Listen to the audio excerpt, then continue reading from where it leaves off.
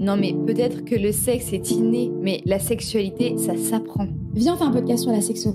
C'est le sexe à l'état pur. Basium, ça te dit comme nom? Franchement, je suis fan. J'adore. Cette intimité soudaine me convient très bien. Mon approche, dégénitaliser la consultation et considérer l'individu et son corps dans sa globalité. J'ai envie d'un vrai baiser de cinéma ici, dans la voiture.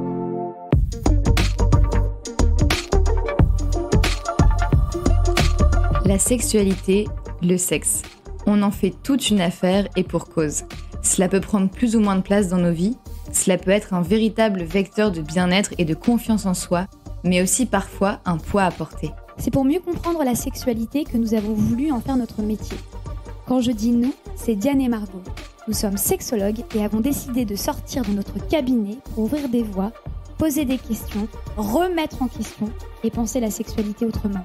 Margot a une approche psychanalytique de la sexologie. Et Diane, une approche systémique, plus ancrée dans le présent. Parce que nous sommes persuadés que ces deux visions sont complémentaires, nous avons voulu unir nos voix pour vous proposer Basium. Ce podcast, on l'a imaginé grâce à vous, celles et ceux que nous accompagnons au quotidien et qui se sentent trop souvent seuls. Basium, conversation croisée, regard des professionnels que nous sommes et surtout, histoire de vie. Basium, ça veut dire embrasser, c'est l'action de donner un baiser. Et puis Basium, ça évoque les bases, la simplicité, les fondamentaux. C'est vers ce chemin que l'on voudrait vous emmener avec une bienveillance et une écoute toute particulière. Car même si nous avons toutes et tous des bases différentes, in fine, nous recherchons la même chose. Aimer beaucoup et vivre passionnément. Vous ne vous intéressez pas au sexe? En toute simplicité. Et je vous promets solennellement ce soir qu'il n'y aura pas le moindre sujet tabou.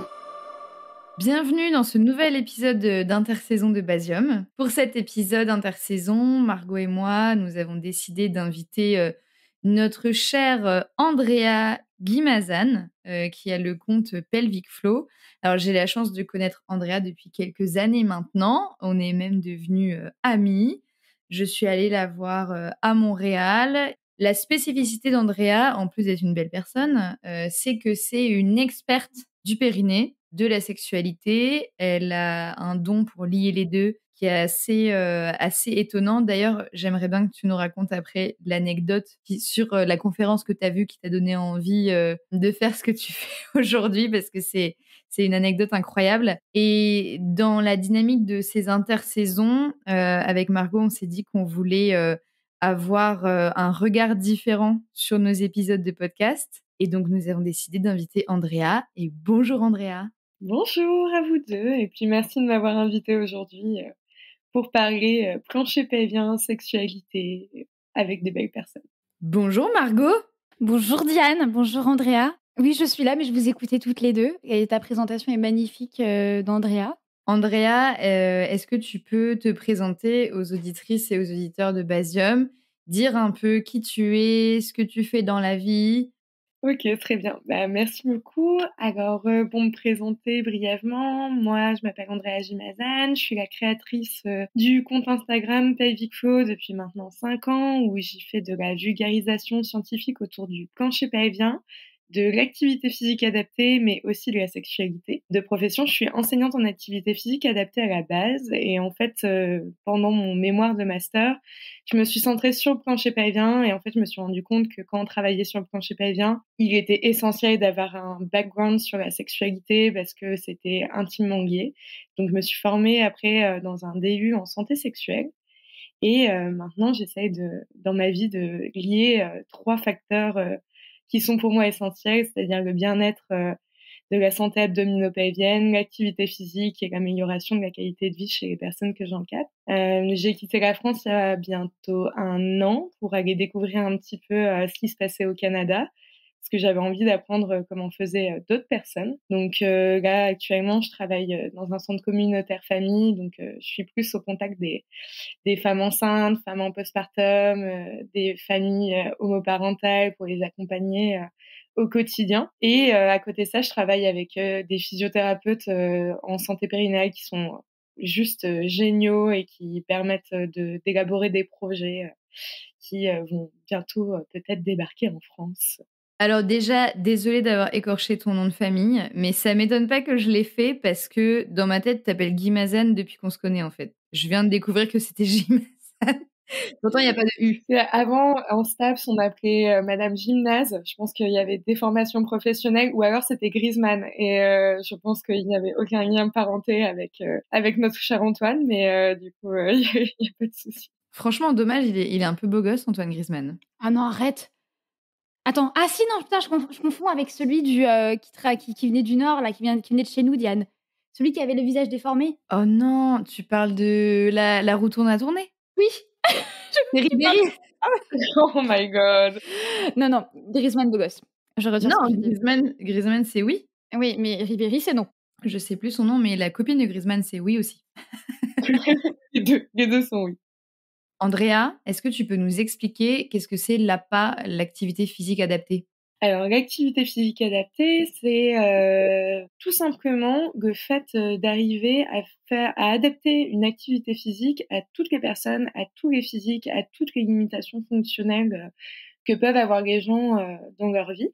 Et le but d'un enseignant en activité physique adaptée, en fait, ça va être de permettre à toutes les personnes de pratiquer une activité physique pour améliorer sa qualité de vie, qu'elle soit physique, psychologique ou sociale, et lui permettre aussi de retrouver en fait une réadaptation à l'effort qui s'approche à ses objectifs personnels. Mon but, en fait, en tant qu'enseignante APA, par exemple, quand je vais rencontrer quelqu'un, c'est de comprendre ses objectifs, comprendre pourquoi la personne elle vient me voir, et comment on peut faire en sorte de travailler ensemble pour que, par exemple, si une personne elle est essoufflée quand elle monte les escaliers, que elle monte ses escaliers sans être essoufflée, que on allie en fait les limitations qui peuvent être dues à une maladie, à un handicap, à quoi que ce soit, pour que justement la personne se sente bien dans son corps, se sente bien dans sa peau et permette de fonctionner au quotidien de manière complètement normale. Alors moi j'ai une question, Andrea, c'est comment on passe de professeur d'éducation physique adaptée à un mémoire sur le périnée à on parle de périnée? Parce qu'on est quand même sur une transition, ma foi, intéressante. Quand je t'écoutais parler, je repensais à mes profs de PS et je me disais, je les vois tellement pas faire un mémoire sur le périnée. Et je me suis dit, pourquoi le périnée? C'est quand même autant le genou, bon, tu dis pourquoi pas, l'épaule, tout ça, mais C'est assez marrant parce que quand j'ai commencé à réfléchir à mon sujet de mémoire de Master 1, ma sœur était diplômée d'éthiopathie. Et en fait, il y avait un très grand congrès avec une réunion d'éthiopathes qui présentaient leur mémoire. Et là, je suis tombée sur un gars qui présentait un mémoire sur la paraplégie et l'incontinence fécale chez les publics qui l'encadraient. Et là, mais je me suis pris une claque en me disant, ok, genre moi, je vais rencontrer des personnes paraplégiques dans mon quotidien, je vais rencontrer des personnes qui vont avoir des troubles du plancher pelvien. Et en fait, personne n'en parle. Parce que tous les publics auxquels il énonçait qu'ils pouvaient potentiellement être touchés par de l'incontinence fécale, et ben en fait, je me disais, mais c'est exactement le type de public que moi, potentiellement, je vais encadrer plus tard. Et moi, on m'en avait pratiquement jamais parlé. Et le timing était vraiment bon parce qu'en fait, je me suis dit, ok, ça peut être un sujet intéressant, mais j'ai envie de l'ouvrir un peu. Donc, j'ai commencé à faire des recherches un peu sur tout ce qui était plancher pelvien au sens large. Et je me suis dit, mais en fait, c'est hyper intéressant parce que c'est des troubles qui peuvent avoir un impact énorme dans le quotidien, où les personnes n'en parlent pas du tout parce que c'est hyper tabou, parce que c'est hyper lié à l'intime. Et à côté de ça, il y a plein de choses à faire et où nous, on peut avoir un réel impact en tant qu'enseignant APA en travaillant avec les kinésithérapeutes spécialisés. Et du coup, je me souviens même plus du nom de ce gars, mais merci à lui, parce que clairement, je sais pas si un jour il écoutera tout ce podcast et il se dira, mais en fait, c'était mon mémoire. Et du coup, il sera content d'avoir inspiré quelqu'un, mais du coup, ouais, c'est grâce à une cérémonie de diplôme de ma grande sœur où je me suis dit, mais en fait, c'est ça que je veux faire. Il y a des gens qui ont des déclics dans la vie quand ils ont des maladies, des accidents, quand il se passe un truc de ouf dans leur vie ou quand ils ont des longues réflexions. Toi, ton déclic, Andrea, c'est la restitution d'un mémoire sur la paraplégie et l'incontinence fécale et je trouve que c'est incroyable. ouais, puis c'est cool aussi, tu vois, de se dire qu'il y a des déclics qui arrivent, pas que dans les drames, tu vois. J'ai fait un post LinkedIn la semaine dernière ou Instagram qui a vachement marché sur les gens qui un peu glorifient les périodes tristes.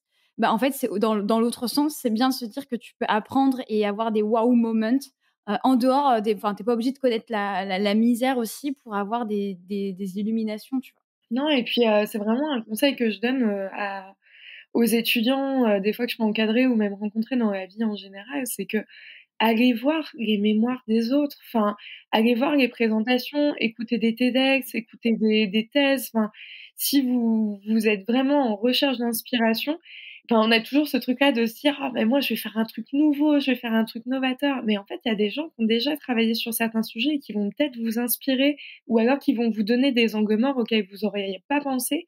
Allez chercher, soyez curieux, regardez des choses, même si c'est, écouter des podcasts, regarder des chaînes YouTube et il y a des gens qui vont vous inspirer à un moment donné et ça, c'est vraiment génial quand tu as cette petite étincelle, cette étoile vitale qui arrive quand tu écoutes quelqu'un et tu dis: «Waouh, c'est trop cool ce sujet-là» et c'est chouette. Mais ça me fait rire parce qu'il y a 2 mois, j'ai une fille qui m'a appelée et qui m'a dit: «Purée, je suis tombée sur ton compte Instagram et en fait, je me rends compte que je vais faire comme toi».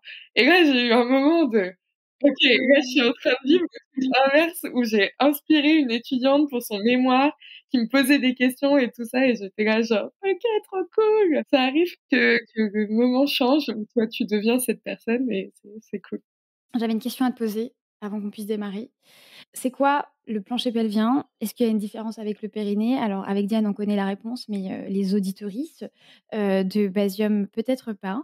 Du coup, est-ce que tu peux nous expliquer, qu'est-ce que c'est? Et s'il y a une différence entre les 2?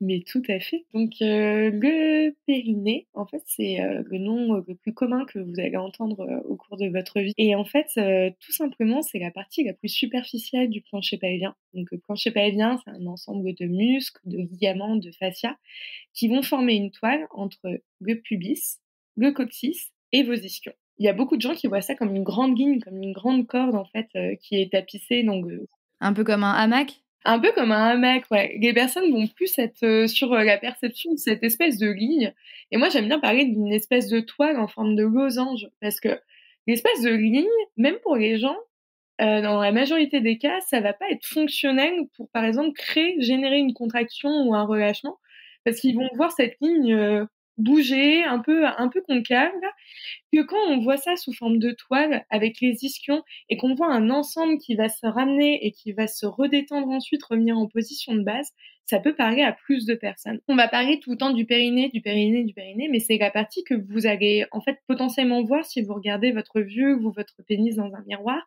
Quand vous faites une contraction du plancher pelvien, souvent on va voir comme si en fait l'anus se levait et redescendait ensuite. Bah ça, ce que vous voyez, c'est le périnée qui se contracte et qui se relâche.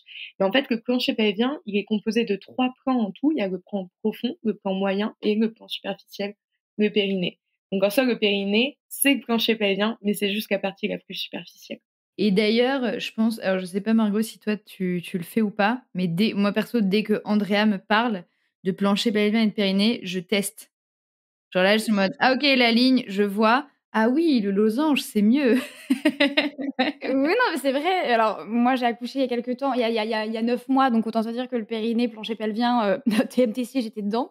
Mais effectivement, j'avais ma sage-femme, qui est une de mes amies, qui avait lui se faire éduquer par sa pote sage-femme, c'est un délire. Bon, ça, c'est un autre sujet. Elle avait une coupe transversale avec, effectivement, le petit losange que tu vois avec les muscles et cetera et c'est beaucoup plus parlant que de se dire: «Putain, pour éviter le prolapsus», qui est, le joli nom pour la descente d'organes, tout tient grâce à un Mac, tu vois? Ouais, ouais, ouais, prolapsus, réalité, qui ne m'a pas concernée, mais qui concerne des personnes que je connais. Donc, le plancher pelvien is la vie. Faut savoir que quand tu accouches, tu vas forcément avoir un prolapsus qui va apparaître parce que, bah, l'accouchement est quand même un événement un peu traumatisant pour le plancher pelvien et du coup, la descente d'organes peut arriver au moment de l'accouchement, mais en fait, c'est ton temps de récupération qui va être plus ou moins long selon les personnes qui accouchent et où tu as des personnes qui vont ne pas avoir de mal à ce que tout revienne de manière fonctionnelle à l'intérieur, mais il y a des personnes où ça va être un petit peu plus difficile, le plancher pelvien peut être un petit peu plus fragile, un petit peu plus fragilisé et où la descente d'organes va être plus, proéminente. Mais quand quand tu accouches, il y a de fortes probabilités pour que dans les premières heures, les premiers jours, tu aies une descente d'organes et après c'est comment, ton corps fait pour se réparer, pour se reconstituer et arriver à réavoir, un corps fonctionnel, sans descente d'organes. Y compris par voie haute? Par voie haute, pas forcément non. C'est que accouchement par voie basse. parce que par césarienne, t'as des enjeux au niveau du plancher pelvien aussi, parce que dans tous les cas, t'as eu un petit bébé qui a tapé sur ton plancher pelvien entre 2 et 4 kilos pour les plus chanceuses, mais chanceux. Wouhou Mais du coup, là, ça commence à faire un petit peu de poids sur notre pauvre petit plancher pelvien. Mais du coup, oui, il peut y avoir un impact. Mais quand t'accouches par voie basse, ça peut être un petit peu plus traumatisant pour le plancher pelvien et provoquer un petit peu plus de descente d'organes. Andrea, avant de passer, à ton avis et ton regard d'experte justement, sur les épisodes de Basium, sur, voilà les problématiques sexuelles aussi, dont les personnes nous ont fait part. Avec Margot, on a imaginé un petit jeu de base de questions-réponses. Alors c'est des réponses, assez brèves, mais tu peux expliquer quand même un petit peu. Sur le plancher pelvien, est-ce que tu es partante pour ce petit jeu? Allez, c'est parti. Je commence avec cette question. Les hommes ont-ils un périnée, Andrea? Mais oui, les hommes ont un périnée, les personnes à pénis ont un périnée et il leur sert à bien plus que ce qu'ils pensent. Est-ce que c'est vrai que les hommes, s'ils veulent éviter d'avoir des incontinences urinaires, doivent faire pipi assis pour protéger leur périnée? Alors ça peut être une fake news pour les personnes à pénis. Il n'y a pas de souci pour uriner debout, tout simplement parce que d'un point de vue anatomique, les personnes à pénis sont plus aptes physiologiquement à uriner debout sans avoir de problème de plancher pelvien. Le mythe qui était un petit peu mis en place pour que les personnes à pénis urinent assis, c'était surtout sur la sphère de l'hygiène. Parce qu'en fait, les personnes à pénis qui urinent debout ont tendance parfois à en mettre un peu sur la cuvette. C'est un peu problématique d'un point de vue hygiénique. Donc, on essaye de plus pousser les personnes à pénis à uriner assis qu'à uriner debout. Mais, en soi, il n'y a pas de souci pour uriner debout pour les personnes à pénis. Pour les personnes à vulve, par contre, ça peut entraîner des problématiques pour le plancher pelvien d'uriner debout ou en position squat pour éviter de toucher la cuvette. La fameuse, les stations essence. Mais c'est vrai que ça me fait penser à une campagne de pub, justement, je sais plus quel était, le pays, justement pour la propreté dans les sanitaires, dans les urinoirs et ça n'avait pas marché d'avoir mis, des affiches qui expliquaient: «S'il vous plaît, urinez bien dans le truc et tout» et notamment, c'était dans un bar, la campagne de pub et le meilleur moyen qu'ils ont trouvé, c'est qu'ils ont, en fait, collé un sticker d'une petite mouche dans l'urinoir et c'était beaucoup plus propre parce que tout le monde, essayait de viser la mouche et du coup, en visant la mouche, ils pissaient pas partout. Oh mon Dieu, c'est terrible. Si on n'a pas eu d'enfant, est-ce que ça veut dire qu'on n'a pas de problème de périnée? Alors, tout le monde, à tout âge, peut avoir, des troubles du plancher pelvien. Ça peut subvenir, quand on est enfant, comme quand on a 90 ans et plus. Mais non, ce n'est pas lié forcément, à l'accouchement ou à la grossesse. En fait, c'est la partie où on en parle le plus et où on pense que, les personnes sont les plus concernées parce que justement, c'est là où on commence à parler de prise en charge du plancher pelvien. Mais ça peut arriver à tout âge et pour des causes complètement différentes, que ce soit la maladie, les allergies, le sport à haute intensité ou non d'ailleurs, sport tout court aussi ou tout simplement par un manque d'hygiène de vie, des troubles d'alimentation. Ça peut arriver à tout moment et à n'importe qui. Qu'est-ce que tu conseilles? Est-ce que, toutes les personnes, qui ont un périnée, devraient faire, un check au moins une fois dans leur vie et auprès de qui? Je pense qu'à partir du moment où on n'a pas de troubles, il ne faut pas non plus être hyper alarmé sur son plancher pelvien. Je discutais avec une copine kinésithérapeute qui me disait: «Mais en fait, ces temps-ci, dans ma patientèle, j'ai énormément de personnes qui ont un périnée hypertonique parce qu'en fait, elles veulent tellement, travailler leur périnée pour prévenir les troubles qu'en fait, elles le renforcent trop et mal». C'est difficile à dire, mais la contraction du plancher pelvien, quand elle est pas faite avec un professionnel pour une première fois, c'est très difficile, en fait, d'arriver à le faire avec des vidéos YouTube ou alors avec, avec ce qu'on voit sur Instagram. Et en fait, le problème, c'est que les personnes vont s'acharner à vouloir travailler leur plancher pelvien 10 à 15 fois par jour, alors qu'elles n'ont aucun trouble. Mais justement, c'est là où peuvent arriver les problématiques de plancher pelvien hypertonique, donc des problèmes, par exemple, de dyspareunie, des problèmes de douleur à la pénétration, des problèmes de constipation, des problèmes, enfin, tout un tas de problèmes qui peuvent arriver avec un périnée hypertonique ou même de l'incontinence.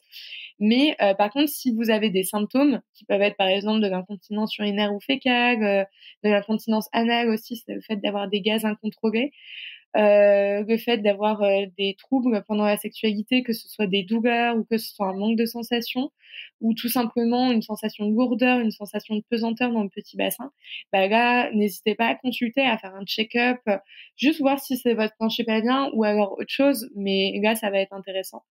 Et les professionnels que vous pouvez consulter, du coup, il y a les kinésithérapeutes spécialisés dans la rééducation abdominopelvienne. Je dis abdominopelvienne parce que il ne suffit pas de rééduquer son plancher pelvien pour que ce soit fonctionnel, et c'est un ensemble. Il faut travailler votre respiration, les abdominaux aussi. Et vous pouvez aller voir pour les personnes à pénis un urologue aussi, sexologue et sexothérapeute bien sûr, et vos sages-femmes qui sont aussi formées pour pouvoir vous accompagner en cas de trouble. Et les enseignants d'activité physique adaptée pour reprendre l'activité physique pendant votre éducation. Évidemment, évidemment. Je prêche ma paroisse. Bah, bien sûr, tu es là pour ça. Alors, j'allais te poser une question, mais tu as déjà répondu. C'est comment savoir que mon périnée, il est pas en bonne santé? Ou alors il est un peu dysfonctionnel? Mais tu as déjà partiellement répondu. Est-ce que tu as d'autres éléments à ajouter? Comment savoir quand on a un périnée qui déconne? Quand ça fuit. Quand ça fuit. En vrai, pour savoir que le périnée a un petit souci, vraiment, c'est des symptômes où faut se poser la question de est-ce que c'est normal? Est-ce que ça me le faisait avant ou pas? S'il y a des douleurs, dans tous les cas, vous posez pas la question, ce n'est pas normal. Si vous sentez qu'il y a des fuites urinaires à chaque fois que vous faites un effort, à chaque fois que vous allez faire vos courses, que vous mettez la clé dans la serrure, vous pouvez pas vous retenir d'uriner, et c'est une crise de panique à chaque fois que vous voulez mettre la serrure dans la porte pour aller aux toilettes le plus vite possible chez vous. Vous sentez que c'est vraiment très difficile de vous retenir. Si quand vous prenez un bain ou que vous allez à la piscine, vous avez l'impression que vous videz de l'eau quand vous vous redressez de la piscine ou de votre baignoire par votre vulve, là c'est pareil qu'il y a un problème. Si vous avez une sensation de pas pouvoir vous retenir, de pas pouvoir fonctionner au quotidien sans avoir des difficultés urinaires, fécales, anales, ou alors tout simplement de douleur dans la zone lombo-pelvienne, là faut consulter. Vous posez pas la question. Est-ce que c'est normal d'avoir envie, très, très envie de faire pipi quand on fait du trampoline? On peut avoir envie de faire pipi quand on fait du trampoline, c'est tout à fait possible. La question, c'est est-ce qu'on arrive à se retenir ou pas de Est-ce que c'est normal, d'avoir, des mini fuites, sur une après-midi trampo, quoi? Tu connais beaucoup des gens qui font du trampoline? Ben Margot, toi, tu habites à Paris, tu fais pas de trampoline, toi. C'est une activité comme une autre. Diane, 30 ans, trampolineuse professionnelle. Tu sais, ma sœur, elle va dans des espèces de, genre, c'est un truc, il y a des villes où il y a des zones industrielles et tu as des espèces de méga hangars de plein de trampolines et tu peux aller de trampoline en trampoline, il y en a sur les murs et tout, genre, c'est une dinguerie. C'est une dinguerie, hein. Ça, c'est génial, en fait, et c'est vrai que ces centres-là, c'est un très bon test pour le plancher pelvien, hein. Si on y va et qu'on n'a pas eu de fuite urinaire pendant les 1 heure de saut trampoline sur les murs, enfin un peu partout, c'est que le plancher pelvien va bien. Mais ça, en fait, ça peut arriver, mais c'est comme tout, c'est-à-dire que le stress mécanique que tu vas mettre sur ton plancher pelvien en faisant des sauts, par exemple, en 2 heures de trampoline, parce que souvent, quand on décide de faire quelque chose, on décide de le faire à fond. On aime bien, genre, y aller concrètement, le faire pendant 1 heure, 2 heures, voilà, on fait une activité, on est vraiment contente de la faire. Mais le tout, c'est de se dire, ok, là, par exemple, depuis mon accouchement, ou alors ça fait 5 ans que j'ai pas fait de trampoline, je vais déjà tester un peu, voir comment ça se passe. Je teste pendant 10-15 minutes, mon plancher pelvien tient. mais n'y allez pas pendant 3 heures. Là, je suis en train de voir des vidéos aussi sur Insta où c'est des séances où chacun a son trampoline et les gens ils sautent sur de la musique techno pendant je sais pas combien de temps pour faire. Ah, mais non, mais c'est un sport, ça. Hein. Ah mais oui, les mini trampolines là, les tout petits trucs là. Boum, boum, boum, boum, boum. Et ça avait été vachement critiqué parce que les gens disaient ouais c'est mauvais pour le plancher pelvien, mais en fait pas tant que ça. C'est-à-dire que ces personnes-là, je pense pas qu'on les ait mis sur un trampo en les faisant sauter pendant 1 heure la première fois. Ils ont dû faire du renfort, ils ont dû avoir des séances où quand tu les vois, ils sautent vachement sur la pointe des pieds pour essayer d'amortir au maximum les sauts. Et c'est des tout petits sauts, c'est pas des géants sauts. Justement, je pense que ce serait intéressant de voir ça dans ces clubs. Il doit pas y avoir tant de fuites urinaires que ça parce que ils sont entraînés. En fait, le corps est habitué aux sauts, aux impacts, et c'est hyper pertinent comme activité physique. Enfin, c'est super parce que ça provoque le cardio, c'est ludique. Enfin, ça peut être fun. Tout dépend comment c'est fait. Je pense que si t'as envie de faire du trampoline, vas-y progressivement, teste ton corps, mais va pas faire 1 heure de trampoline avec des géants sauts. Là, potentiellement ton plancher pelvien, il va pas te remercier à ce moment-là. En fait, Andrea, elle vient de créer un truc qui s'appelle The Trampo Test, qui est le test du périnée. Je te jure, on va les déposer ça, t'inquiète, en copyright. Alors ça veut dire que potentiellement, Margot va faire un post avec Trampotest. Faut savoir que quand elle est sur un concept, en général, elle fait un post LinkedIn. Alors, j'avoue, là, ce soir, on est au mois de juin, on est le lendemain des élections législatives, ça va plus partir sur faire trampoline, mais pour éviter de tomber dans les extrêmes. C'était le moment politique du jour. Ouh, allait-elle se retenir? Non, bien sûr que non. Parce que toi, il y a mon mec qui me dit, bon, Margot, tu vas pas quand même faire un post LinkedIn sur ça et tout. Je fais, non, je parle pas de politique. Et putain, je me suis dit, ah si, quand même, faut parler politique. Enfin, bref. L'intime politique, elle sait. Autre question, Margot? Si on veut en savoir plus sur toutes ces informations que tu nous donnes, où est-ce qu'on peut te retrouver? Du coup, vous pouvez me retrouver sur Instagram, sur mon compte qui s'appelle Pelvic Flow. Donc, c'est comme le pelvic floor en anglais, mais sauf que ça finit avec un W. Parce que j'aimais bien le principe d'aller au fil du courant et de suivre un petit peu ce moment un peu calme dans la vie et suivre le mouvement. Donc, du coup, voilà, c'est Pelvic Flow avec 2 O, un W à la fin, et vous pouvez retrouver des informations qui sont basées sur de la vulgarisation scientifique. Donc, j'essaye au maximum de faire des posts qui vont être pertinents et qui vont relayer toutes les informations au maximum. Avec 2 O, parce que moi, souvent, je te perds et j'oublie. 2 O. Et plusieurs fois, je me suis demandé est-ce que je dois changer le nom de Pelvic Flow parce que les gens mettent un O ou alors le W à la fin. Il était dispo à avoir un seul O? Non, je crois qu'il était pas dispo, il avait déjà été. Ah oui. C'est pour ça que le double O était choisi. Été choisi, tout à fait. Alors, sans transition, périnée, analyse des épisodes. Non, mais depuis le début, Andrea nous écoute. Depuis le début, Andrea nous relaie. Et depuis le début, Andrea nous tient au courant des épisodes. Et d'ailleurs, je pense que on n'aurait pas eu l'idée de cet épisode intersaison avec toi si tu m'avais pas fait autant de retours. Et je pense qu'on va essayer de faire des intersaisons justement avec des pros de santé sur la sexo pour les prochaines saisons. D'ailleurs, saison 2 is coming. Dis-nous, toi, ce que tu as pensé de Basium et ce que ça t'apporte aussi en tant que pro. Et sans chercher à nous flatter, hein, parce que le but, c'est pas que tu nous étales la confiture en mode vous êtes trop bien, super, ça on le sait, vraiment. On veut du vrai. À la base, quand j'avais vu Diane, Basium n'était pas encore sorti, je crois, quand tu étais venue au Canada. Ouais. Il était enregistré, mais pas sorti. Il était enregistré, mais pas sorti. Et en fait, quand tu m'en avais parlé, j'étais là, ok, c'est des conversations croisées. J'arrivais pas à me représenter ce qu'allait devenir Basium et ce que ça allait donner. Donc, j'étais hyper curieuse quand le podcast est sorti, déjà parce que je soutenais complètement le projet et je trouvais ça super chouette.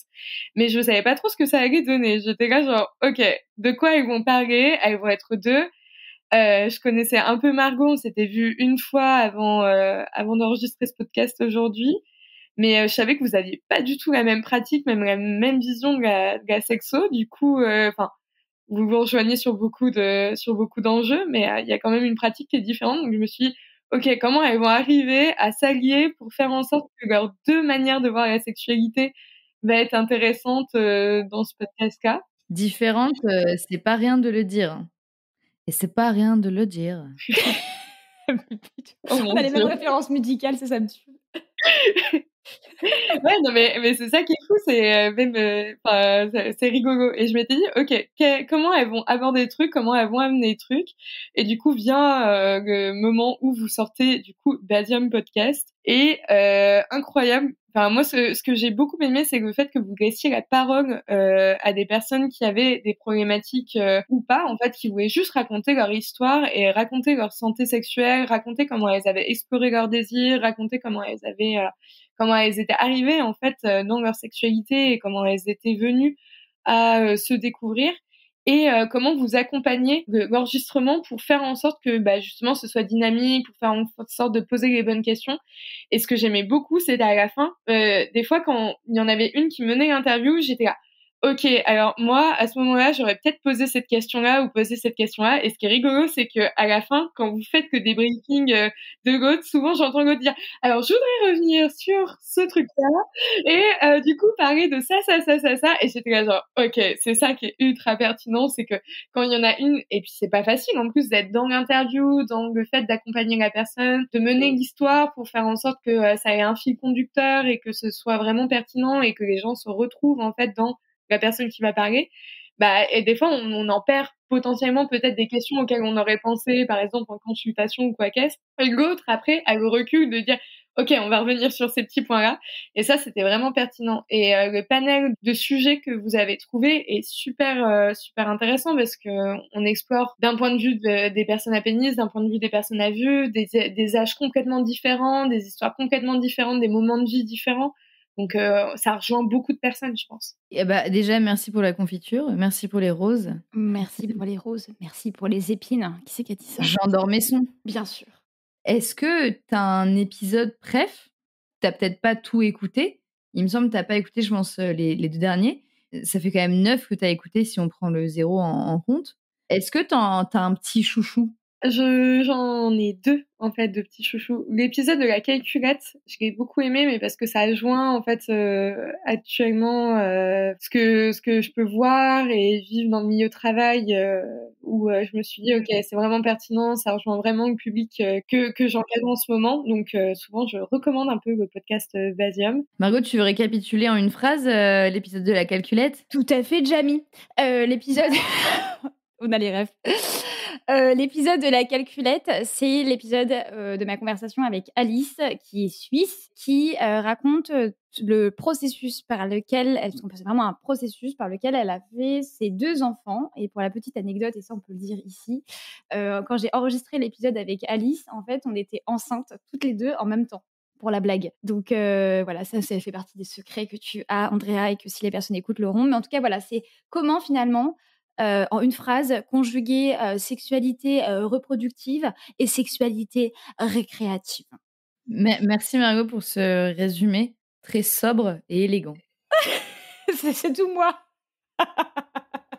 C'était vraiment chouette. Enfin, en vrai, ça rejoint énormément ce que j'entends de la part des femmes qui sont en difficulté de procréation ou alors des femmes qui sont enceintes mais ne savent pas comment continuer à avoir une sexualité ou c'est hyper touchy d'en parler avec leur conjoint ou leur conjointe. Enfin, c'est vraiment un podcast qui fait du bien à entendre et je trouve que la personne qui parle de son histoire le fait avec énormément de recul et énormément de bienveillance envers son partenaire et c'est vraiment chouette.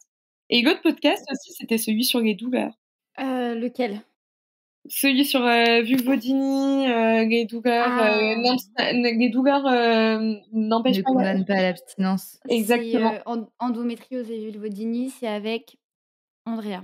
Et pourquoi l'épisode des douleurs t'a touché particulièrement? Je pense que l'épisode des douleurs, ce qui était intéressant et quand on en parle beaucoup dans les troubles du plancher pelvien, c'est que on va pas chercher à venir explorer d'autres sexualités. Souvent, on est très centré sur la pénétration pour essayer d'avoir une sexualité qui est, comme on dit, normée, normative, qui va être dans la perception de ce qu'est la sexualité, la santé sexuelle, et elle casse les codes en essayant au maximum de déconstruire justement ça et en disant que elle en a bavé, mais qu'elle a réussi à trouver des solutions, qu'elle a réussi à explorer d'autres solutions. Et c'est vraiment intéressant. Mais le parcours est, elle ne ment pas. Elle dit que le parcours est difficile, mais qu'au final, elle peut, avec l'écoute de quelqu'un, trouver des solutions pour que justement sa sexualité soit épanouissante avec des solutions qui sont propres à elle, en fait. Ça me touche trop, Andrea, de t'entendre dire ça parce que tu vois, c'est vrai que quand on a fait la saison 1 de Basium, on a tout fait l'été dernier et là, on est en train de finaliser la saison 2. Et enfin, c'est vrai qu'on s'est avec Diane, on s'est calé une journée où on a écouté les épisodes, on a enregistré les intros, les conclusions et en fait, on se rend pas compte parce que les gens partagent et tout ça, mais tu vois, en fait, il y a personne. Moi, j'en ai qui me parlent en consultation, mais tu vois, le fait d'avoir un retour de ta part, qui plus est professionnel, et ça, c'est important. Bah, c'est chouette, en fait, et je te remercie parce que, enfin, moi, je fais mon truc. Je vais pas parler pour Diane, mais moi, je fais mon truc dans mon coin et on se dit bon bah voilà, les épisodes sont sortis et c'est trop bien et nous, on y trouve de l'intérêt. Mais c'est cool aussi de savoir qu'il y a de la résonance chez les autres personnes, tu vois. Ça rend un peu plus concret et ça justifie pourquoi, avec Diane, on a calé une journée de consultation pour monter la saison 2 et encore on la monte même pas, c'est Alice qui le fait, on t'embrasse Alice. Mais je veux dire, tu vois, enfin on a passé du temps parce qu'effectivement quand on fait le point B et ce que tu dis, enfin tout le monde nous le dit, tout le monde nous dit mais les témoignages sont aussi intéressants que les points B parce que vu qu'on est avec des Diane, on a des visions de la sexo qui sont complémentaires, ça englobe tout, tu vois. Et c'est chouette de voir que cette portée-là, on la ressent aussi chez toi. Donc merci pour ça.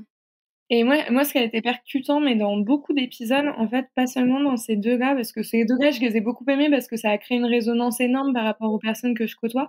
Mais moi, ce qui m'a choquée, c'est la capacité des personnes à nommer l'errance thérapeutique dans laquelle ils ont été pendant longtemps. D'un point de vue personnel, je trouve ça scandaleux.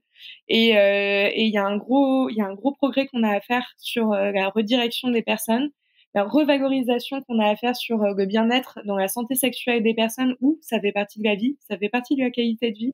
Et je pense qu'il faut qu'on arrête de se voiler la face comme quoi la sexualité, il faut arriver à s'en sortir par soi-même et essayer au maximum que les thérapeutes qui rencontrent ces personnes soient à l'écoute, en fait, parce qu'on a l'impression que ces personnes-là ne sont pas écoutées, qu'on dit que c'est normal que les personnes souffrent, surtout quand on parle de personnes à vue où on est là genre: «Oh allez, c'est bon, on va passer à autre chose, allez-y foncez et puis, vous allez voir ça va bien». Mettez du lubrifiant, détendez-vous, respirez un coup. Ouais, non mais c'est dans vos têtes et là enfin quand tu écoutes la majorité des épisodes et tu dis: «Oh, mais en fait, OK, genre là, tu tous les corps de métier qui prennent pour leur grade et c'est normal et c'est legit que maintenant on se retrouve à se dire: «OK, on a des témoignages de personnes qui disent: "Vous n'avez rien fait pour faire en sorte que j'aille mieux"». Et c'est dur à entendre, mais il faut qu'il y ait ces personnes à qui on donne la parole pour dire quand est-ce qu'on va changer les choses, tu vois? Et ça fait du bien de pouvoir donner la parole, à toutes les personnes que vous avez trouvées pour enfin, justement qu'on crie, genre à l'unisson qu'au bout d'un moment, il va falloir prendre le temps d'écouter les personnes qu'on prend en charge et qui viennent nous voir avec des problématiques diverses et variées et que chaque personne a une histoire différente et qu'un protocole ne va pas aller forcément à madame X ou à monsieur X, de la même manière, quoi. Parce qu'ils ont tous une histoire différente, parce qu'ils ont tous, des problématiques différentes et qu'on peut pas faire, juste, appliquer un protocole, Exactement. Mais c'est trop intéressant parce que alors là, il y a plein d'idées qui me viennent en tête, il faut que je structure ma tête. Mais j'avais pas vu cet angle-là, et je trouve ça trop cool et du coup, cet épisode prend encore plus de sens. Mais c'est vrai que quand on en parle, il y a de l'errance médicale, dans toute la saison. Médecin, gynéco, kiné, tous les corps de métier, tu as raison. Et je trouve que en tant que sexo, en tout cas moi c'est mon expérience, après je suis aussi, spécialisée dans les douleurs, mais on est souvent une porte d'entrée de: «Je viens pour une baisse de désir» et à la question: «Est-ce que vous avez mal?» Moi on me répond souvent: «Bah et je sais pas», tu vois? Non, c'est pas un bug, c'est moi qui imite les gens. «Un petit peu, mais ça va, c'est supportable». «Non, mais de 0 à 10 vous avez mal à combien?» «Bah, je sais pas, 4». «Mais 4 c'est trop et 1 c'est trop et non», tu vois? Et «Ah bah, j'en ai parlé à mon gynéco, il m'a filé, du Mucogyne et puis il m'a dit: "Let's go"». Et c'est vrai que faut arrêter d'avoir, cette complaisance, avec la souffrance et notamment, la souffrance des femmes, c'est inentendable. je trouve, et ça me met en colère. Et ce que tu dis là aussi, de dire il faut qu'on apprenne à écouter les gens et à être dans l'empathie, dans la compassion et aussi dans la redirection. Moi, je vois, à la base, c'est pas du tout mon métier, hein, mais il y a plein de gens, on va sur Google, on regarde sage-femme autour de toi, OK, beh, tiens, des annuaires, d'ailleurs, on les cite, mais gynenco.wordpress.co pour les gynécos, l'annuaire de Périnée bien-aimée, pour trouver des sages-femmes ou les clés de Vénus, et cetera. Vulvae aussi, bien sûr. Et d'ailleurs, Vulvae qui organise des formations auprès de professionnels de santé, type, médecin par exemple, à accueillir, les personnes qui viennent parler de sexualité. Parce que c'est vrai que j'imagine que la majorité des professionnels de santé sont pas forcément prêts ou prêtes à accueillir ce genre de choses, et quand on n'est pas prêt ou prête à accueillir, alors déjà on pose pas les questions, mais en plus il reste le tabou un peu global de la société où on parle pas de sexe parce que ça se dit pas. C'est important, je trouve, que tous les corps, de santé mentale et physique, on devrait quand même pouvoir ouvrir un peu la porte, quitte à dire: «OK, c'est pas ma came, je suis pas prêt ou pas prête, je redirige vers les sexos», mais en faire quelque chose de cette info, surtout quand les gens osent en parler un peu et que c'est: «Oh bah non, en fait, j'ai pas entendu», bah là, tu refermes et tu reprends 10 ans, quoi. Oui, c'est surtout qu'en plus, tu as l'impression que, ce n'est pas un réel problème. C'est si les personnes d'en face disent: «Oh, pas grave». Toi, ça te renvoie quoi comme image? C'est OK, donc c'est que c'est pas un réel problème, c'est que j'ai pas à y consacrer du temps, alors que ça bloque ma vie. Enfin, c'est vrai que dans les épisodes où, on peut à un moment se dire: «OK, potentiellement, ça peut être un trouble du plancher pelvien, ça peut être une problématique comme ça». Beh, on va pas forcément parler de kinésithérapeute spécialisé en rééducation abdominopelvienne.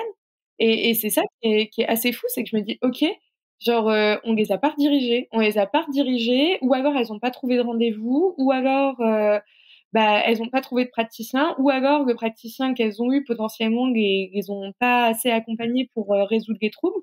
Et c'est assez fou. C'est assez fou parce que, enfin, il y a vraiment une errance qui est là, qui est présente et qui démontre que, personne n'est un cas isolé et que, on est tous dans le même cas, quoi. On est tous dans le même cas. C'est vrai que là-dessus, à ce titre, moi, il y a 3 points qui m'énervent. Un, c'est que la santé des femmes, c'est jamais pris au sérieux, hein. De toute façon, tant que ça concerne les nanas, bon, on va dire que c'est sûr que si les mecs avaient de l'endométriose, on aurait trouvé enfin, moi, ça m'énerve toujours de me dire: «Mais attendez, l'endométriose, ça touche une femme sur 10, voire plus, je pense, que c'est sous-estimé, qu'on a trouvé une pilule, pour les zizis qui bandent pas», j'exagère, depuis 20 ans. Enfin, frère, pourquoi tu as tu vois, l'endométriose, les dysfonctions érectiles, bon bref. Que aussi, mine de rien, certains médecins, et on peut le dire, sont dans une position de toute puissance, et même nous, on le voit en tant que au travers certains sexologues, dire je ne sais pas, c'est mine de rien, accepter de ne pas être dans la toute puissance thérapeutique, et il y en a beaucoup qui ne font pas de travail sur eux, qui n'arrivent pas à dire ça. Tu vois, moi, typiquement, ce matin, j'ai reçu quelqu'un et en fait, on rentrait dans la psy et en fait, je leur ai dit: «Mais attendez, vous n'êtes pas au bon endroit. Enfin, la sexo, on s'en fout. Là, vous êtes en train de faire un burn-out. Allez voir un psy ou une psy. Je vais vous donner des coordonnées et puis on verra la sexualité après». Enfin, tu vois, la question de la toute-puissance thérapeutique, moi, c'est quelque chose qui me gêne. C'est la toute-puissance thérapeutique et puis la douleur des femmes, c'est jamais très prise au sérieux. Et ça, c'est 2 points qui sont, qui sont importants. Et oui, et la méconnaissance aussi, la méconnaissance du corps des femmes. Pour info, hein, le clitoris est apparu en 98. Voilà, voilà, c'est dans les planches médicales, donc bon. C'est combien de temps après, qu'on ait marché sur la Lune, ça? Bah, on a marché sur la Lune en 69, ma poule, donc j'ai envie de te dire 30 ans après. Voilà. Toi, tu vas Margot, il y a des priorités. voilà, OK. Toutes les lunes ne se valent pas, c'était la blague Jean-Michel du jour. Entre clito et fusée, il fallait faire un choix. Enfin bref, pour revenir sur Basium, mais grave, je rejoins Diane totalement avec toi, André, j'avais pas vu, moi non plus, le point sur, l'errance thérapeutique, ouais. Et d'ailleurs, Margot, dans un des épisodes, tu commences l'intro par une citation qui parle de l'OMS. Tu cites finalement, l'OMS qui a reconnu il y a quelques années seulement, la santé sexuelle comme faisant part intégrante du bien-être des gens. Oui, je la connais par cœur, c'était dans le cadre du DU et j'étais évaluée là-dessus. L'OMS qui cite effectivement, bien-être physique, émotionnel et mental et social, et qui n'est pas que l'infirmité ou l'absence de maladie, qui date de 2006. C'est ultra pertinent que, on inclut enfin, dans la qualité de vie la sexualité et ça prend tout son sens les personnes en parlent de plus en plus, on a de plus en plus de liberté de parole, on a de plus en plus de podcasts, les réseaux servent à ça aussi. Mais moi, combien de personnes je rencontre dans le cadre des apéros sexos qu'on fait à Montréal, ils nous disent concrètement que, heureusement, que les réseaux ont été là pour éduquer à la sexualité. C'est affreux. C'est pas affreux, tant mieux, ça a été une libération. Si, c'est affreux. Parce qu'il y a beaucoup de conneries qui sont dites aussi, qui sont pas canalisées aussi. Et ça dépend sur quoi on tombe. Ça dépend sur quel réseau on tombe, ça dépend sur quel algorithme on va tomber ensuite. Et il y a énormément de personnes qui me disent, mais en fait, moi, mon premier éducateur à la sexualité, ça a été les réseaux sociaux. Parce que ils avaient pas de réponse ailleurs, parce que c'était la partie de personne, c'était pas la partie de l'école, c'était pas la partie des parents. Ça, c'est quand ils sont pas dans le porno, hein, parce que la plupart du temps, c'est le porno, hein. La plupart du temps, c'est le porno, et t'as l'impression que oui, mais du coup, pour m'éduquer plus à la sexualité positive, j'ai été sur les réseaux sociaux. Et là, tu fais, ok, genre, t'as commencé par le porno, tu t'es dit qu'il y avait un problème, et après, t'as été sur les réseaux sociaux. Ok, bon mélange. Bah écoute, s'ils tombent sur Pelvic Flow, nous on adore, mais bon, généralement, enfin voilà, quand il y a des influenceurs qui disent qu'il faut se forcer quand même un peu, tu pleures, quoi. Et d'ailleurs, j'en profite pour caler les excellents bouquins de Charline Vermont, qui, eux, pour le coup, info vérifiée, ultra complète, qui s'appelle Corps, amour, sexualité, version bleue pour les kids, les 120 questions que vos enfants vont vous poser, version rouge pour les adultes et ados plus âgés. Ça s'appelle Il n'y a pas d'âge pour se poser des questions. Et je les connais par cœur parce que j'en parle tout le temps en sexo. Parce que, mine de rien, on adresse ces troubles sexuels, mais aussi on fait beaucoup d'éducation à la sexualité. Et c'est méga important. Et à ce titre, moi, je recommande l'excellent livre d'Israël Nizan qui s'appelle Parler sexe, qui est sorti en 2024, qui est un gynécologue qui explique effectivement comment parler sexualité à ses ados et à ses enfants. Voilà. Il a dit cette phrase: aujourd'hui, on n'éduque plus nos ados à la sexualité, c'est le porno qui le fait. J'ai dit, moi aussi, je veux recommander un bouquin, mais ça s'appelle Ton corps t'appartient de Lucia Serrano, et c'est un livre dans mon centre communautaire que je recommande à fond, et même que des fois on lit avec les enfants pour justement apprendre le consentement, apprendre l'anatomie, et il est génial. Les illustrations sont géniales, le bouquin est très bien fait, très bienveillant. Il est clairement accessible pour des enfants à partir de 3 ans, et la sexualité et l'éducation à la sexualité, ça commence aussi par le consentement et comprendre ce que c'est que les parties intimes, et ça commence très tôt. Bien sûr, on ne dit pas tout à un enfant de 3 ans, mais plus on commence tôt, plus on nomme les choses et plus on respecte le consentement des enfants, plus ce seront des adultes éclairés, bienveillants et en amour aussi avec eux-mêmes. Et t'as pas prévu d'écrire un livre, toi, Andrea, ou sur le Périnée? Quoi, qu'est-ce qu'il y a? Je fais un spoil. Qu'est-ce qu'il y a? Non, mais je rédige des petits e-books. Je suis en plein dans des petits e-books sur différents sujets, dont l'accompagnement des personnes LGBT, de la communauté LGBT dans le soin et surtout la réadaptation à l'effort du plancher pelvien, parce qu'en fait c'est un peu les grands oubliés du milieu gynéco, et surtout dans la rééducation du plancher pelvien, parce que si on va parler par exemple des personnes trans qui ont fait une opération d'affirmation de genre, l'accompagnement pour l'instant est on va dire merdique, pour être poli, et c'est terrible. En fait, on les accompagne très mal. Il y a des troubles du plancher pelvien qui sont présents, même pour les personnes qui n'ont pas fait d'opération d'affirmation de genre, hein, clairement. Les accompagnements sont catastrophiques parce qu'il y a encore moins de praticiens, parce que les personnes ont tellement peur de subir de la transphobie qu'elles ne consultent pas. Pour les autres personnes aussi de la communauté LGBT, c'est pareil, il y a une errance parce que les personnes ont tellement peur d'avoir de l'homophobie, de la LGBT-phobie qu'elles consultent pas les thérapeutes, soit en rééducation périnéale, soit pour se réadapter à l'effort suite à tout trouble. Donc là, je suis en train de travailler sur ça en ce moment pour un peu libérer la parole sur ce sujet et faire en sorte que les personnes soient plus bienveillantes avec la communauté LGBT. Bah, bravo pour ton projet. Mais c'est vrai, ça me fait penser, mais il y a beaucoup de femmes lesbiennes que je suis en consulte et qui ne sont jamais allées chez le gynéco. Enfin, une fois, et après non, parce que oui, bon, de toute façon, vous avez pas de rapport avec pénétration. J'imagine que normalement vous comptez pas faire d'enfants, donc en fait, next.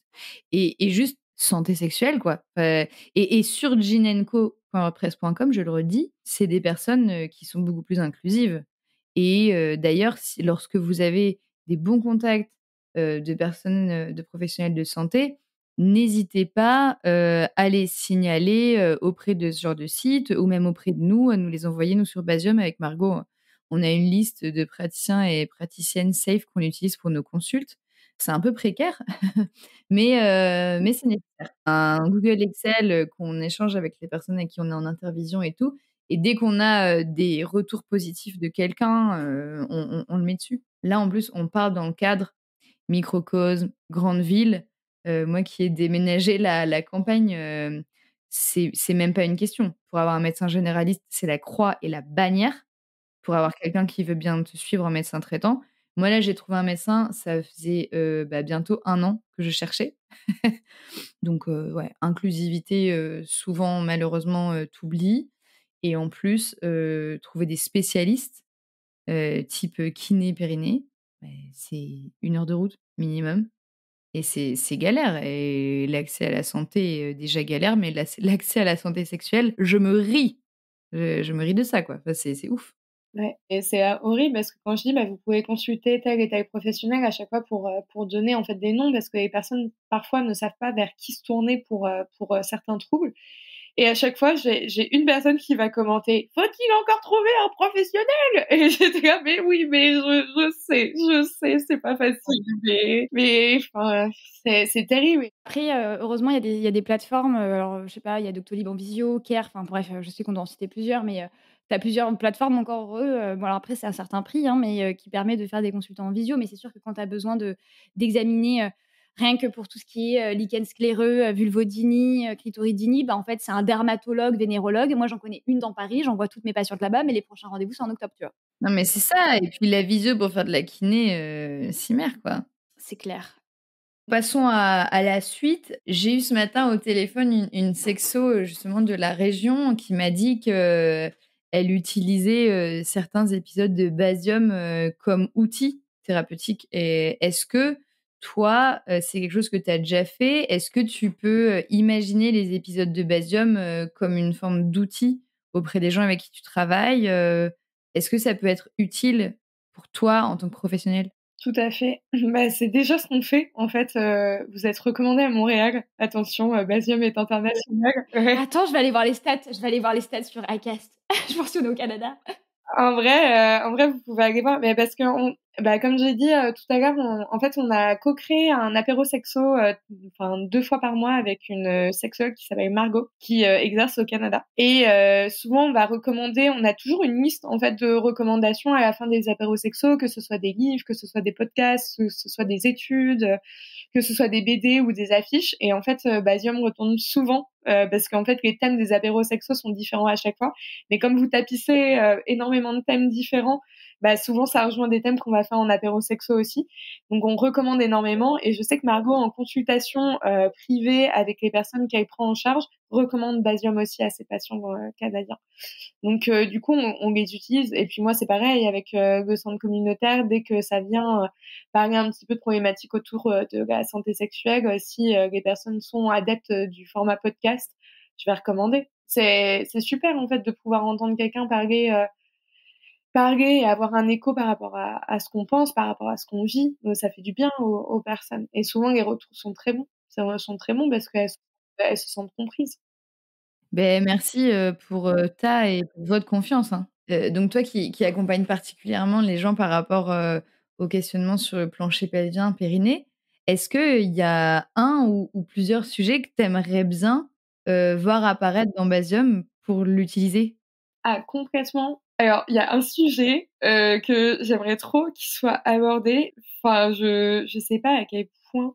J'aimerais bien savoir en fait si, les personnes qui, ont des éjaculations, féminines, souffrent aussi d'incontinence urinaire et est-ce qu'il y a une poussée, sur le plancher pelvien lorsqu'on veut provoquer une éjaculation féminine? C'est très spécifique, hein, ce que je suis en train de vous dire. En fait, dans la technique, j'ai énormément de personnes à VUF qui vont me dire: «Ah bah moi, j'appuie à fond» enfin, je demande à mon partenaire ou moi-même, j'appuie à fond, sur mon bas-ventre et après je pousse et là, je suis là en mode: «OK, genre, pour que ça sorte» et je suis là Ok, intéressant. Et sinon, dans ton quotidien, au niveau de ton plancher pelvien, comment ça se passe? Est-ce que tu as des fuites urinaires? Et en fait, je me rends compte que les personnes qui essayent énormément d'avoir ce mécanisme-là lors de leur sexualité, ce qui n'est pas du tout reprochable, c'est un mécanisme qui peut être hyper chouette à avoir pendant sa sexualité. Mais quand c'est très fréquent et quand c'est beaucoup une situation de poussée, une pression qui est exercée sur les abdominaux et une poussée qui est faite sur le plancher pelvien, souvent, on va me parler de troubles associés et je trouvais ça intéressant de savoir si il y a beaucoup de personnes qui ont cette pratique et si il y a des troubles du plancher pelvien ou inversement, si les personnes qui ont des troubles du plancher pelvien remarquent qu'elles ont plus de facilité à avoir cette pratique lors de leur sexualité. C'est vraiment une question ouverte parce que j'ai pas encore recherché trop de réponses là-dessus, mais ça pourrait être intéressant. Pour les personnes qui nous écoutent et pour bien resituer, parce qu'il y a beaucoup de liquide qui est émis par la vulve, l'éjaculation féminine, c'est vraiment une éjaculation toute petite qui se voit très peu, qui est de quelques millilitres seulement, qui est justement émise par les glandes de Skene, Margot.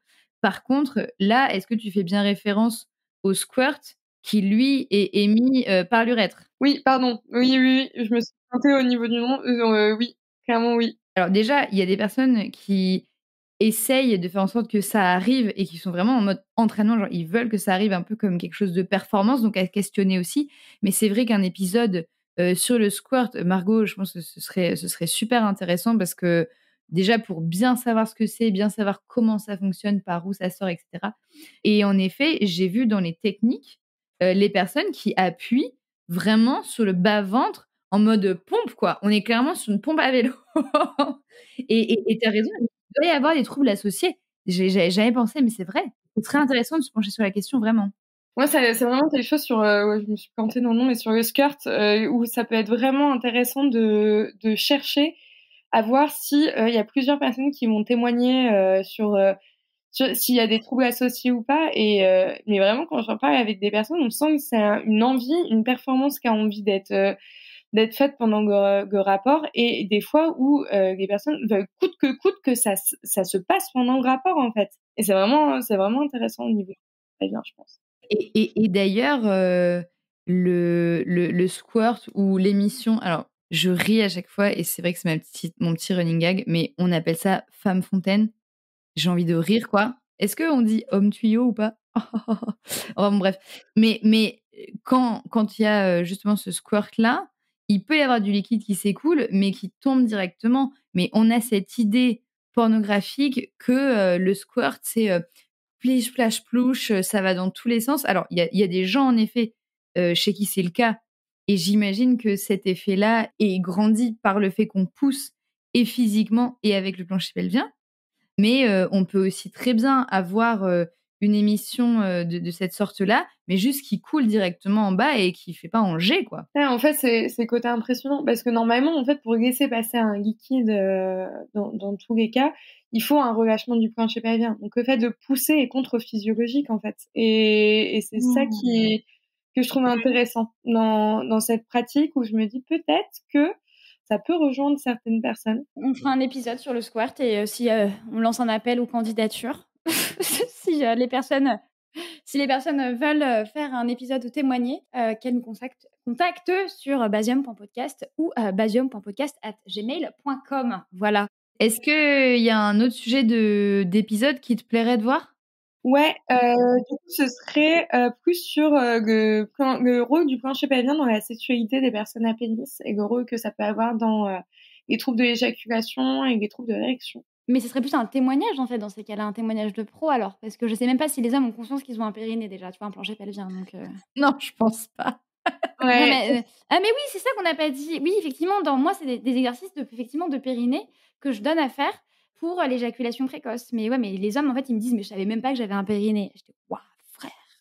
Mais même dans les... J'en parlais énormément avec une physio et avec une copine sexo, où on parlait des personnes qui avaient de l'anéjaculation, du coup, quand ils étaient en rapport avec une personne. Et on en est venu à parler un peu des techniques masturbatoires que pouvaient avoir les personnes à pénis, et le travail que plancher pelvien pouvait faire, en fait, justement pour apprendre à se relâcher, et le rôle que pouvait avoir la masturbation dans ça. Les personnes qu'on en parle, elles ont pas du tout conscience que la manière dont elles se masturbent, la position dans laquelle elles se masturbent, la pression qu'ils vont mettre sur le pénis. Est-ce qu'il va y avoir une sollicitation visuelle ou auditive ou quoi qu'est-ce, ou une fréquence ou même d'autres facteurs. Parce qu'il y a d'autres facteurs souvent qui sont repérables au niveau du plancher pelvien, par exemple que ce soit la constipation chronique ou quoi qu'est-ce. Et souvent les personnes ne font pas forcément le lien, donc ça peut être intéressant. Franchement, je pense que certaines personnes à pénis font des recherches sur Internet et le mot périnée tombe souvent, mais ils savent pas trop qu'est-ce que ça va provoquer et à quoi ça va leur servir. Ça me donne vraiment envie. Alors, après, j'ai souvent ce genre d'envie, mais ça me donne vraiment envie de faire un sondage auprès des personnes qui ont des pénis sur la manière dont ils se masturbent. Est-ce que c'est systématiquement devant la pornographie? Est-ce que la première masturbation, c'était devant de la pornographie? Quelle position? Assis, couché, debout, sous la douche, dans le lit, sur le bureau? Je pense que ce serait super intéressant parce que c'est vrai que le plancher pelvien, l'habitude aussi masturbatoire joue énormément sur la sexualité et dans les troubles type anéjaculation, éjaculation précoce, troubles érectiles et même vision de la sexualité et le fait d'avoir du mal à sortir de ce que j'appelle la sexualité pierre à feu, où le but c'est on se frotte, on se frotte, on se frotte jusqu'à ce qu'on arrive à l'orgasme et ou à l'éjaculation.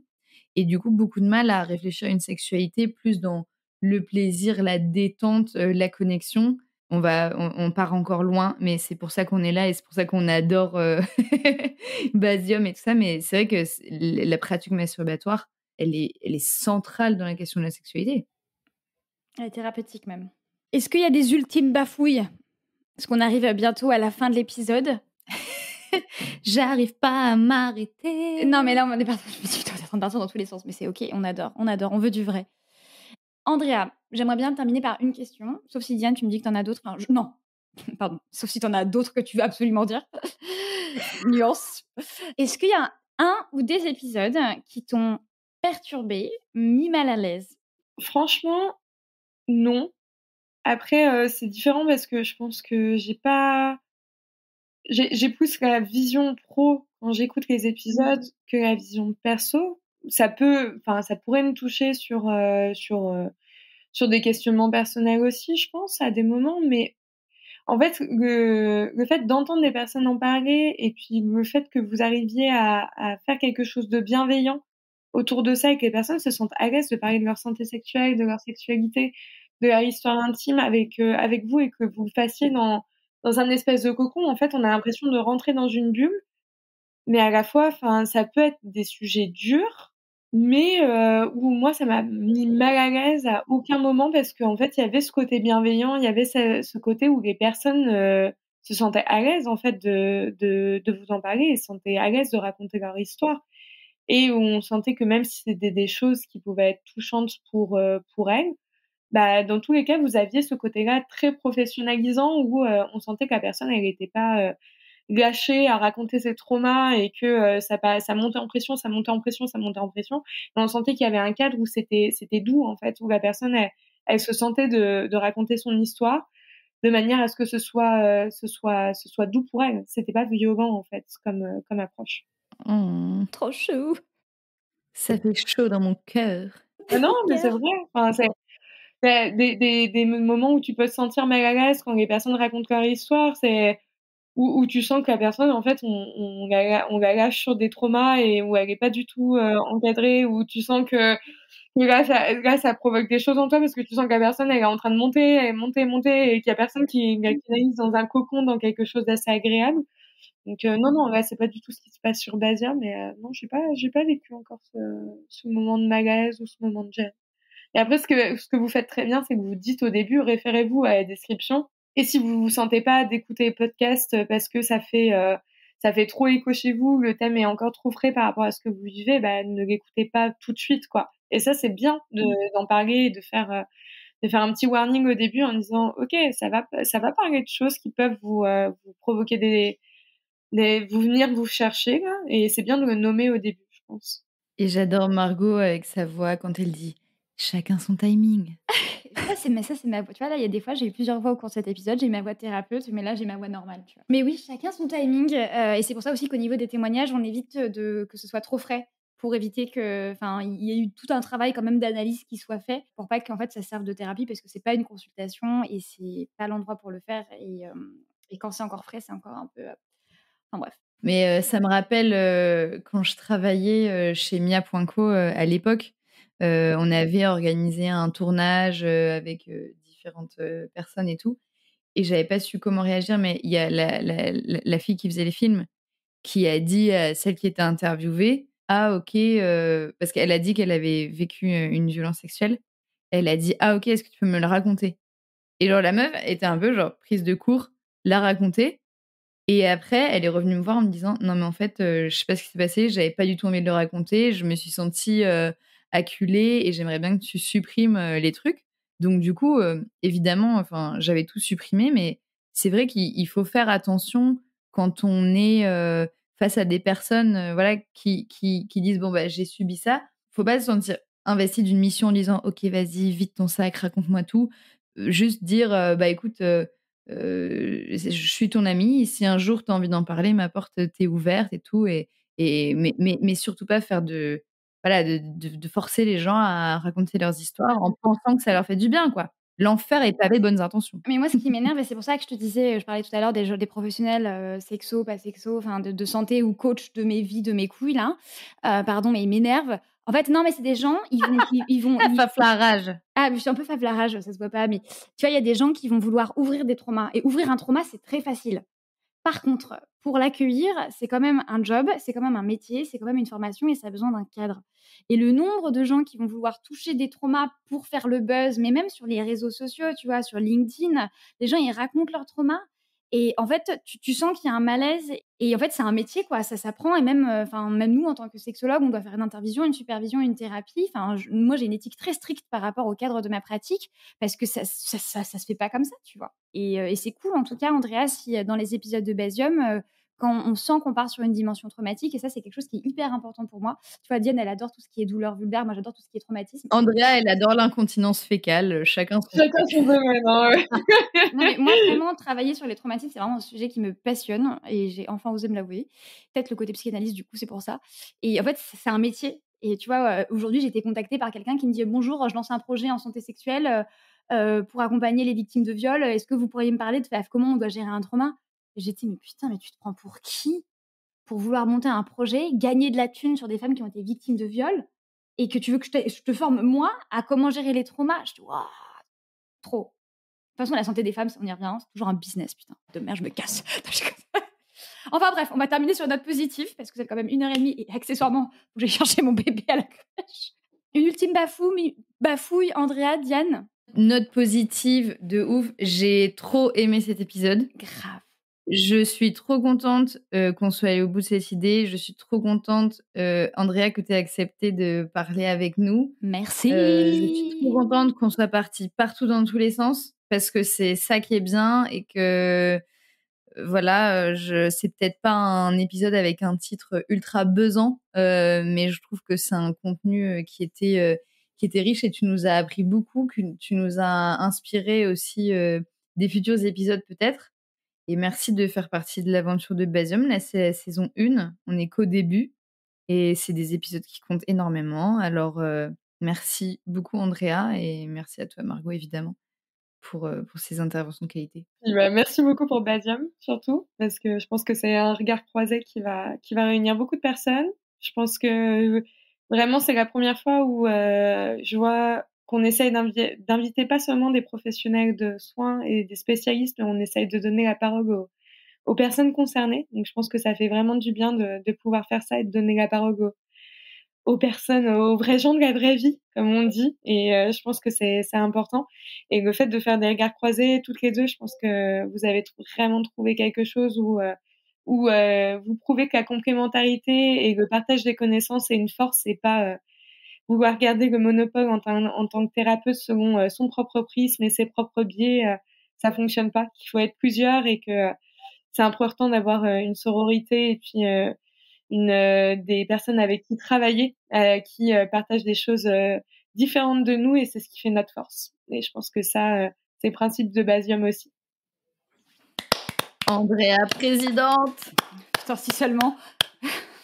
Rediriger, le but, c'est que les gens soient bien accompagnés. Alors, on redirige, on écoute et on garde pas tout pour soi et on partage toutes les connaissances du monde et pas de concurrence, que de la collaboration. Tu sais qu'à ce titre, moi, je renvoie parfois des personnes vers Diane quand je sens que mes limites thérapeutiques, et c'est important. Et tu as dit un mot qui me plaît, Andrea, sororité, bien sûr. Sororité. Évidemment, merci à toi pour cette sororité, pour ton temps, pour ta disponibilité, pour ton soutien, parce que quand on sera riche et célèbre avec Basium, on saura qui était là dès le début, hein, évidemment. On se souviendra. Moi, avec mon caractère de scorpion, je saurai, je me souviendrai. Non, blague à part, merci pour tous tes retours parce que c'était hyper intéressant. Tu nous as ouvert plein de portes, plein de sujets. Tu nous as apporté des éclairages sur des points dont on n'avait pas conscience. Donc, merci infiniment. Merci. Merci. À bientôt pour de nouvelles aventures. Bye bye. Notre épisode touche à sa fin. Et que dire si ce n'est merci. Merci de nous avoir écoutés. Ensemble, nous en sommes sûrs, on va continuer de faire bouger les lignes vers une sexualité libre et apaisée. Tout ce contenu est gratuit et pourra le rester grâce à vous. Donc pour nous soutenir, pensez à noter cet épisode sur la plateforme d'écoute que vous utilisez et à laisser des commentaires et surtout à le partager. On vous dit à très bientôt pour de nouvelles conversations croisées.